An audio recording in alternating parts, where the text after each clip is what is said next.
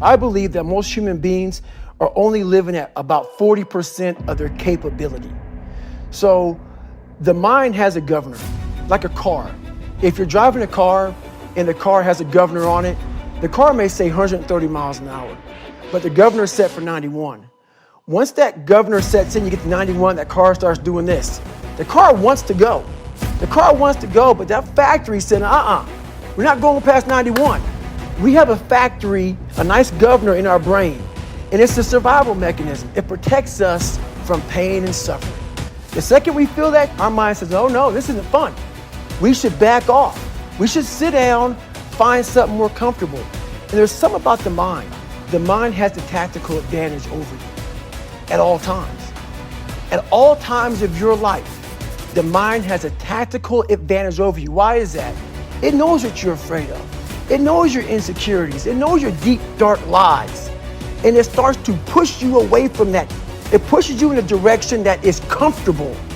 The mind controls everything. So what I realized was that when I was growing up and I was 300 pounds and I got all fat and I got all insecure, I realized that my mind kept taking me in this direction. When things got uncomfortable for me, when I was facing my insecurities, when I was facing my fears, my mind said, oh no, we have a tactical advantage. We need to get you, separate you from this feeling over here. Life's all about feelings. We want the happy feeling. We don't want that feeling of this sucks. Why am I here?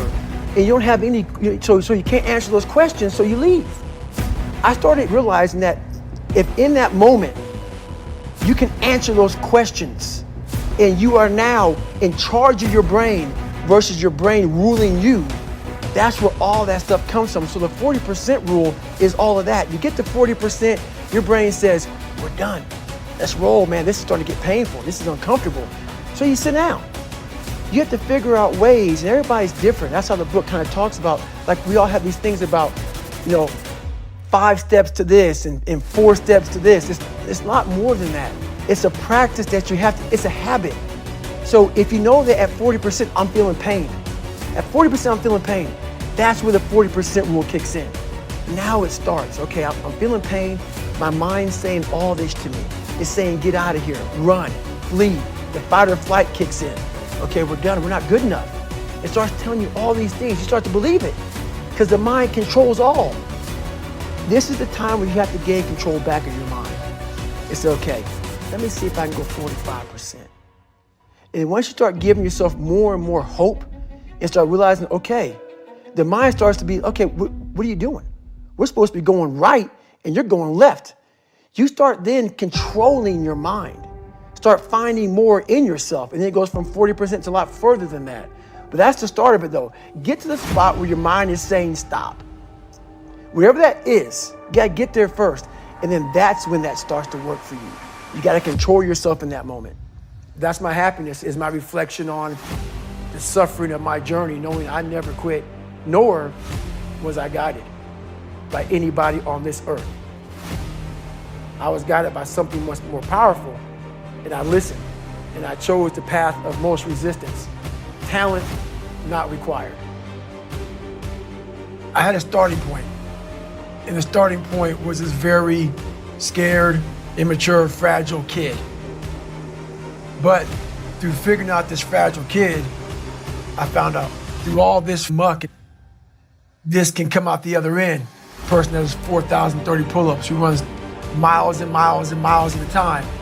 But we all have these abilities, not just to run and do pull-ups, but these abilities that once we go back into our dark holes, that a lot of us have. A lot of us come from, insecurities, a lot of issues, but we don't want to visit that place. The place is scary.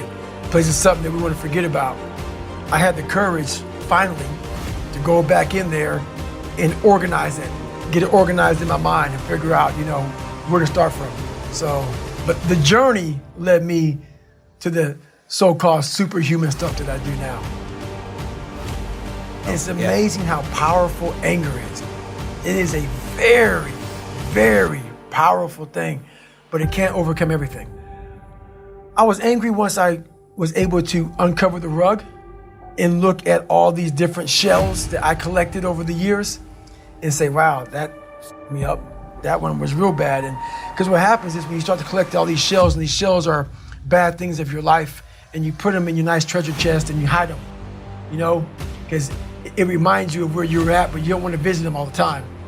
When I started visiting these shells, I was like, my God, man, it was a tough way to go.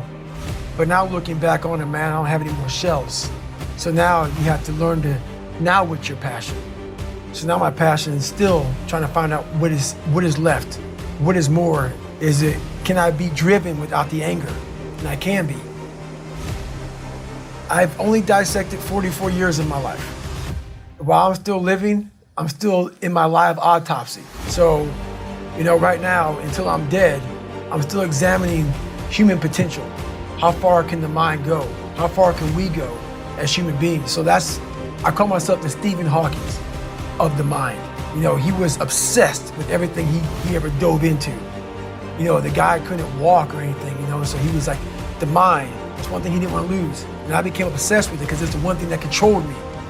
So I became obsessed with this, what is this thing up here that just has me on a tightrope and just walks me into all these horrible decisions I make and makes me feel so pathetic and weak and insignificant and dumb and stupid and everything. I gotta get control of this thing. But it's amazing that once you get control of that thing, how far you can go. It's not addictive at all, because you don't want to live there, you know, but it's definitely a place that makes you look at people very differently. Because once you see, it's different if I was born with a silver spoon and everything was given to me and life came easy. But knowing where I came from and where I'm at now, just because I was able to crack open a few more doors, that's what's disappointing for me, for other people. You know, so it's not that I want to live there, I know I can go there. And once again, I know other people can go there. So I guess that's the thing with me, is I know I have the ability now to go to a place that's very, very hyper-focused, that I can accomplish some pretty amazing feats. Not because I'm amazing, because I allowed my mind to be open-minded for the possibilities of what can I achieve.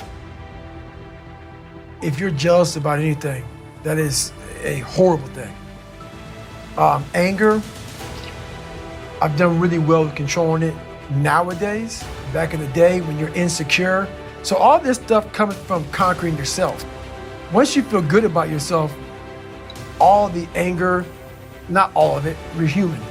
Jealousy, these things start to really go away. She's like, you know, I'm good. I'm a very emotional person. So I'm very passionate because it took a lot for me to be who I am today. So I'm very emotional, but it's just the passion in me about the sacrifice I put into being who I am today.